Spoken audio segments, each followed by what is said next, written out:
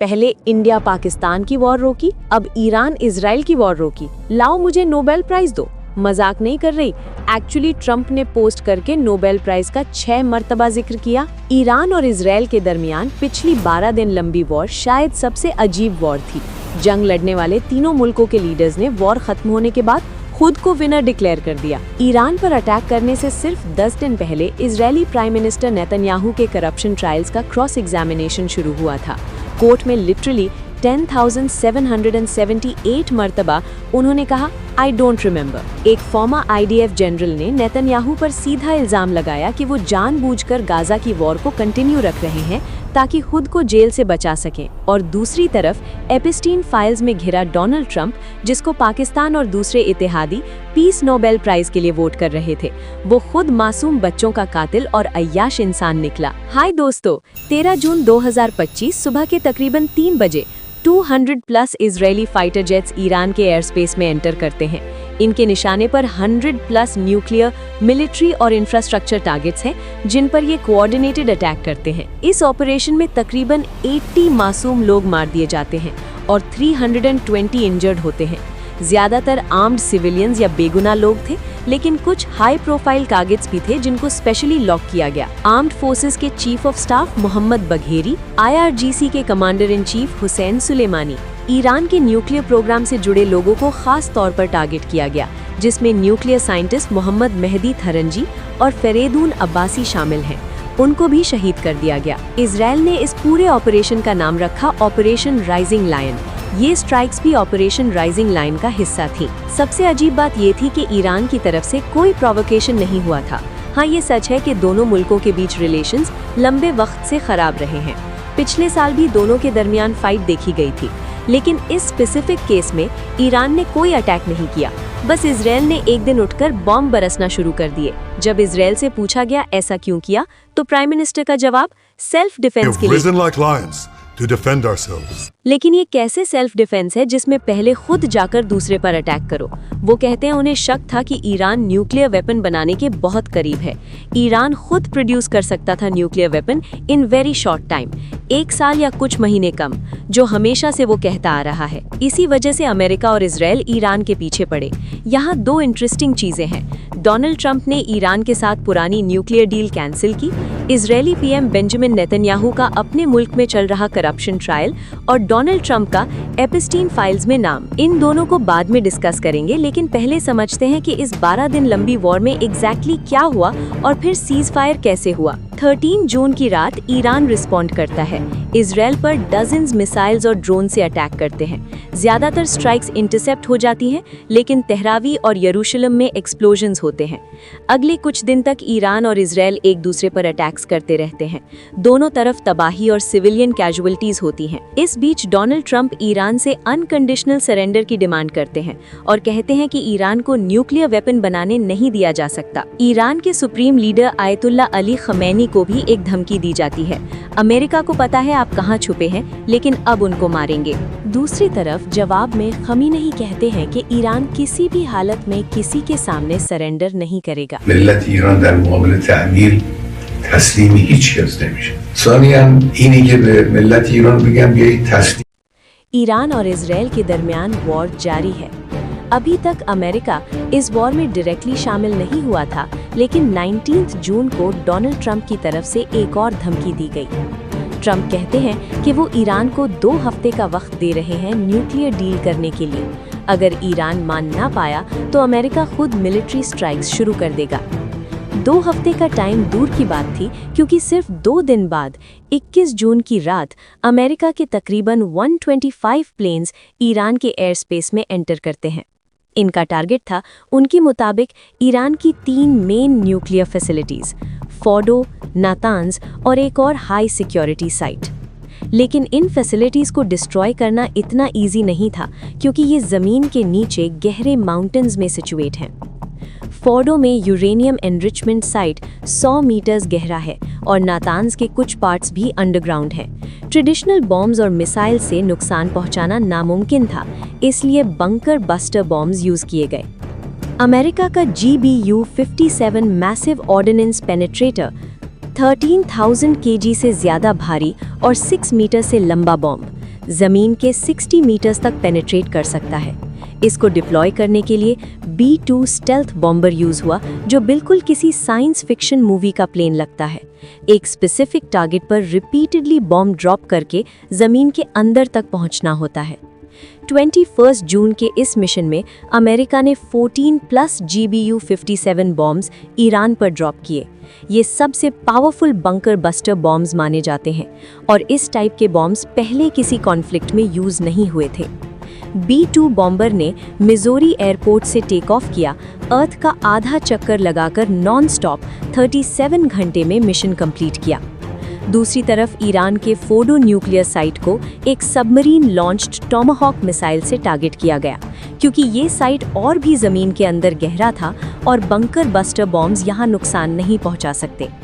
इसके बाद Donald Trump ने टेलीवाइज्ड एड्रेस में इस मिशन को कंप्लीट सक्सेस डिक्लेयर किया। Tonight I can report to the world that the strikes were a spectacular military success. उन्होंने क्लेम किया, ईरान की न्यूक्लियर एनरिचमेंट फैसिलिटीज को पूरी तरह डिस्ट्रॉय किया गया है। Nuclear enrichment facility completely and totally ended. इस पॉइंट पर सबको लग रहा था कि ये वॉर शायद लंबी चलने वाली है, तब तक शायद ईरान में तख्ता पलट ना हो जाए। 23 जून को ईरान की तरफ से रिटेलिएशन देखने को मिली। कतर में मौजूद अल उदैद एयर बेस को टारगेट किया गया। ये पूरे मिडिल ईस्ट का सबसे बड़ा यूएस मिलिट्री बेस है, जो यूएस सेंट्रल कमांड का फॉरवर्ड HQ है। ये वही बेस है जिसका सेंट्रल रोल था इराक, सीरिया और अफगानिस्तान ऑपरेशंस में।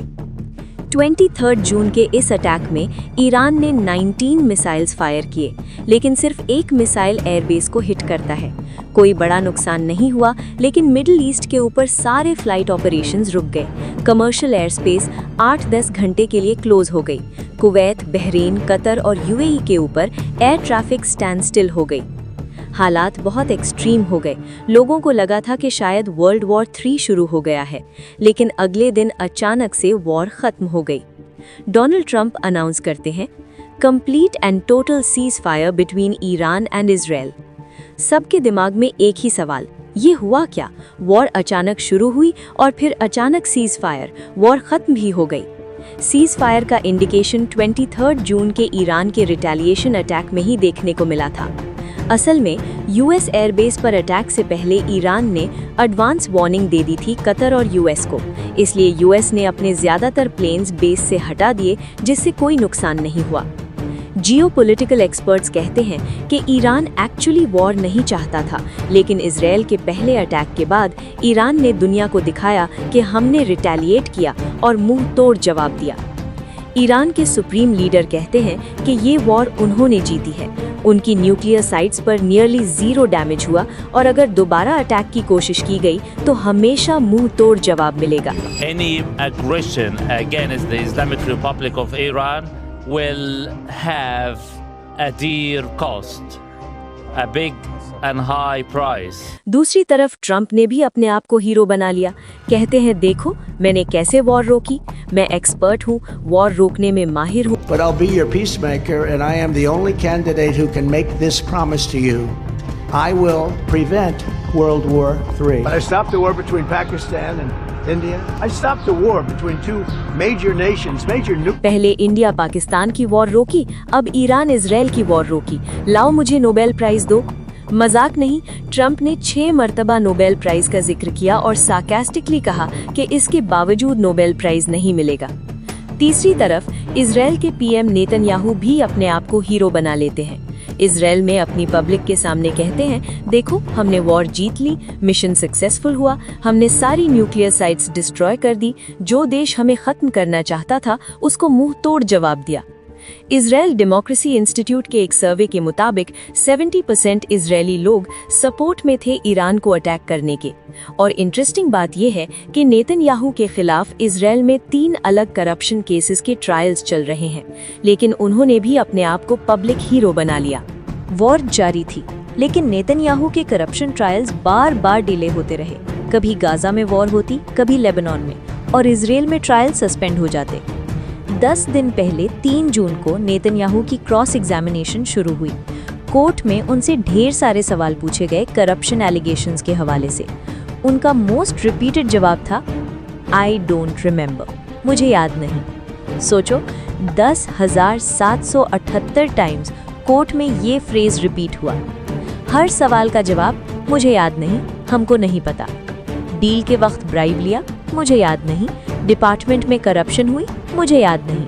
1800 टाइम्स मुझे याद नहीं का मैजिक। इसकी वजह से नेतन्याहू का पब्लिक सपोर्ट इजराइल में गिरता गया। इजराइल के चैनल 12 न्यूज़ के सर्वे के मुताबिक 55% इजरायली लोग मानते हैं कि नेतन्याहू गाजा वॉर को सिर्फ अपनी पावर मेंटेन करने के लिए कंटिन्यू कर रहे हैं, और 60% प्लस लोग चाहते हैं कि वॉर टर्मिनेट हो जाए अगर हॉस्टेजेस रिलीज की डील हो जाए। 3 जून टाइम्स ऑफ इजराइल में ओपिनियन आर्टिकल था Netanyahu's calculation, the war must go on. 2024 में इजराइल के पार्लियामेंट ने एक बिल पास किया जिसके तहत पार्लियामेंट मेंबर्स को नियर टोटल क्रिमिनल इम्यूनिटी मिली जब तक वो ऑफिस में हैं। एक फॉर्मर IDF जनरल ने भी नेतन्याहू पर क्लेम लगाया कि वो गाजा वॉर को जानबूझकर कंटिन्यू कर रहे हैं ताकि वो जेल से बच सके। ये देख के सवाल उठता है कि क्या ईरान पर अटैक भी इसलिए हुआ ताकि नेतन्याहू या ट्रंप अपनी पोजीशन सिक्योर कर सके और अपने ट्रायल्स को डिले कर सके? 26 जून की खबर, ट्रंप इजराइल से कहते हैं कि नेतन्याहू के ट्रायल्स को खत्म कर दो। नेतन्याहू जवाब में, थैंक यू सर, आपने मेरा ट्रायल खत्म कर दिया, मुझे बचा लिया। तो दोस्तों, इस 12 डेज की वॉर में 2 मेजर प्लेयर्स का मेन इंटरेस्ट था, अपना इमेज हीरो बनाकर नोबेल प्राइज लेना और इजराइल को सीज फायर रेडी करवाना। ईरान को अग्री करवाने के लिए कतर का यूज हुआ और ईरान ने कतर के थ्रू मैसेज दिया US पर कोई और अटैक नहीं होगा। ईरान ने भी किसी बेस को टारगेट नहीं करने का प्रॉमिस दिया और फिर अमेरिका भी सीज फायर के लिए रेडी हो गया। हालांकि सीज फायर अनाउंस होने के कुछ घंटे बाद भी माइनर फायरिंग हुई ताकि दोनों कंट्रीज अपनी पब्लिक को दिखाएं कि लास्ट हिट उन्होंने दिया। ईरान ने इजराइल पर 2 बैलिस्टिक मिसाइल्स फायर की। इजराइल ने तेहरान के पास रेडार स्टेशन डिस्ट्रॉय किया। ट्रंप इनिशियली गुस्सा हुए लेकिन फोन पर बात करके नेतन्याहू से फ्रेंडली रेजोल्यूशन निकाला। इसके बाद से थॉटफुल सीज फायर जारी रही। अब सवाल ये है, ईरान के न्यूक्लियर प्रोग्राम को कितना डैमेज हुआ? अगर ईरान न्यूक्लियर वेपन बना रहा था तो क्या वॉर के बाद वो बनाएगा या रोक देगा? आर्म्स कंट्रोल एसोसिएशन के मुताबिक मिलिट्री स्ट्राइक से ईरान का रिजॉल्व और स्ट्रॉन्ग हो सकता है और वो न्यूक्लियर वेपन बना सकता है। ईरान का official stance nuclear weapon civilian और पीसफुल पर्पसेस के लिए है। खमैनी का 2003 फतवा, न्यूक्लियर वेपन प्रोग्राम सस्पेंड रहे। US ने इराक इन्वेड किया claiming weapons of mass destruction. Newspapers और इंटेलिजेंस ने सपोर्ट किया और इराक पर अटैक हुआ, लेकिन बाद में कोई एविडेंस नहीं मिला। कंक्लूजन, 12 डेज की वॉर का मेन रीजन ट्रंप की पॉलिसी और डील कैंसिल करना था। वॉर स्टॉप करवाने का क्रेडिट भी ट्रंप ने लिया। फिर टाइम आता है 28 फरवरी 2026। यहाँ से स्टार्ट होता है इस कहानी का सेकेंड राउंड। अमेरिका और इजराइल ने मिलकर ईरान पर फुल स्केल मिलिट्री अटैक शुरू कर दिया है। ऑपरेशन को नाम दिया गया है ऑपरेशन एपिक फ्यूरी, और ये कोई एक दिन का स्ट्राइक नहीं है। US ऑफिशियल्स कह रहे हैं कि ये कई दिनों तक चलेगा। We are going to destroy their missiles and raise their missile industry to the ground. It will be totally again obliterated. Tehran, Isfahan, कुम, करमनशाह, पूरे ईरान में बॉम्ब्स गिर रहे हैं। सबसे शॉकिंग, ईरान के supreme leader ayatollah Ali Khamenei के compound पर भी स्ट्राइक्स हुई और अब ये कंफर्म हो चुका है कि वो मारे जा चुके हैं। ये चीज़ ईरानियन स्टेट टीवी ने खुद कंफर्म की। इस खबर के बाद ईरान में 40 दिन की नेशनल मॉर्निंग और 7 दिन की छुट्टी का ऐलान किया है। खामेनेई अपने ऑफिस में थे जब ये स्ट्राइक हुई। इसके साथ साथ ईरान की मिलिट्री के कई सारे टॉप कमांडर्स भी एक डिफेंस काउंसिल मीटिंग में शहीद कर दिए गए। तेहरान की सड़कों पर इसका शदीद रिएक्शन देखा गया। जवाब में ईरान ने सिर्फ इजराइल पर ही नहीं बल्कि UAE, कतर, बहरीन, कुवैत, जहां जहां पर USA के बेसिस और इन्वेस्टमेंट थी, सब पर मिसाइल्स दाग मारी। दुबई में धमाके सुनाई दिए। अबू धाबी में एक इंसान की जान गई मिसाइल डेब्रिस की वजह से। दोहा में US के अल उदेद एयरबेस की तरफ धुआं उठा। बहरीन में US नेवी के 5th फ्लीट बेस पर तो डायरेक्ट हिट हुआ, जिसका ये बहुत ही शॉकिंग वीडियो भी सामने आया। ईरान की आर्म्ड फोर्सेस IRGC ने कहा कि उन्होंने 27 अमेरिकन मिलिट्री बेसिस पर हमला किया है। इस ऑपरेशन का नाम ऑपरेशन एपिक फ्यूरी रखा गया। ज्यादातर गल्फ कंट्रीज की पूरी एयर स्पेस को क्लोज कर दिया गया है। सारी फ्लाइट्स कैंसिल हो गई। लेकिन अगर ये स्ट्राइक्स फुल स्केल वॉर में बदल गईं, तो इसका इम्पैक्ट और भी बहुत बुरा पड़ेगा। दुनिया का 25% से ज्यादा crude oil straight of Hormuz से गुजरता है। ईरान ने हॉर्मूज को बंद कर दिया, जिसके रिजल्ट में ऑयल सप्लाई रुक गई, जिससे इन्फ्लेशन बढ़ेगी और रुपीस और डॉलर पर और भी दबाव पड़ेगा। लेकिन इस पूरी सिचुएशन की सबसे दिल दहला देने वाली बात यह है कि ईरान में स्कूल्स पर भी अटैक किया गया। ईरान के शहर मीनाब में एक लड़कियों के प्राइमरी स्कूल पर बॉम्ब गिराया गया, जिसमें कम से कम 100 से ज़ायद बच्चे शहीद हुए। ये दिन के वक्त हुआ जब स्कूल भरा हुआ था। और हैरानी की बात देखिए कि इजराइल का ऑफिशियल अकाउंट फिर क्या ट्वीट करता है, Israel has the right to defend itself, जबकि पहला अटैक उन्होंने यहाँ पर किया। ट्रंप ने रिस्पांस में कहा help is on the way. Middle east में 2003 की इराक वॉर के बाद सबसे बड़ा बिल्डअप किया, लेकिन फरवरी के शुरू में लगा था कि शायद सिचुएशन ठंडी पड़ जाएगी। और स्ट्राइक से सिर्फ एक दिन पहले ही ओमान के फाइनेंस मिनिस्टर ने कहा था कि ये जो पीस डील है अमेरिका और ईरान के बीच, ये विद इन रीच है। Peace deal is within our reach. लेकिन अगले ही दिन अमेरिका की तरफ से बॉम्ब्स की बरसात होने लगती है। वॉशिंगटन पोस्ट के मुताबिक ये अटैक महीनों पहले ही प्लान कर दिया गया था। अलेजिडली सऊदी प्रिंस और इजराइल ने बार बार ट्रंप को लॉबी किया था ये करने के लिए। ट्रंप का ट्वीट देखो, यहाँ पर खुद को एकदम दुनिया का बॉस समझता है। ईरानियन लोगों को लिखते हैं कि when we are finished take over your government. ये स्क्रिप्ट साल 2003 की याद दिलाती है, जब अमेरिका ने इराक पर वॉर छेड़ी थी। वो वाली वॉर 20 साल तक चली, जिसका खर्चा अमेरिकन टैक्स पेयर ने दिया और नुकसान आम लोगों को हुआ। Forces are in the early stages of military operations to disarm Iraq and to defend the world from grave danger. Military operation. अब यहाँ पर ईरान इराक से 2 गुना ज्यादा बड़ा है और बहाना दिला जा रहा है कि ईरान के डिक्टेटर को हटाने के लिए, ईरान के लोगों के लिए अमन और डेमोक्रेसी लाने के लिए ये सब किया जा रहा है। To prevent this very wicked, radical dictatorship, hour of your freedom is at hand. लेकिन देखने वाली बात यही होगी कि इससे आम लोगों को फायदा होता है या नुकसान। बहुत से लोगों को ऊपर ऊपर से देखकर लगता है कि ऑब्वियसली इससे फायदा ही होगा, लेकिन एक फॉरेन पावर का इस तरीके से इंटरफेयर करना चीज़ों को बद से बदतर भी बना सकता है। इसका सबसे बड़ा एग्जाम्पल है गद्दाफी और सद्दाम हुसैन। दोनों बड़े क्रूर डिक्टेटर्स थे, लेकिन अमेरिका ने जब इन्वेड करके इन डिक्टेटर्स को हटाया तो ये दोनों कंट्रीज और अनस्टेबल हो गए। आम आवाम के लिए हालात बद से बदतर हो गई और नए टेररिस्ट ऑर्गेनाइजेशंस पैदा हो गए। अब सबसे बड़ा डर यही है कि कहीं ईरान भी इस तरीके से अनस्टेबल ना हो जाए। इस बढ़ती हुई कशीदगी में पाकिस्तान की कोशिशें रंग ले आईं। 20 दिन के लिए सीज फायर का ऐलान तो हुआ है, अब ये कब तक टिक पाएगा, इसका जवाब कमेंट बॉक्स में दें।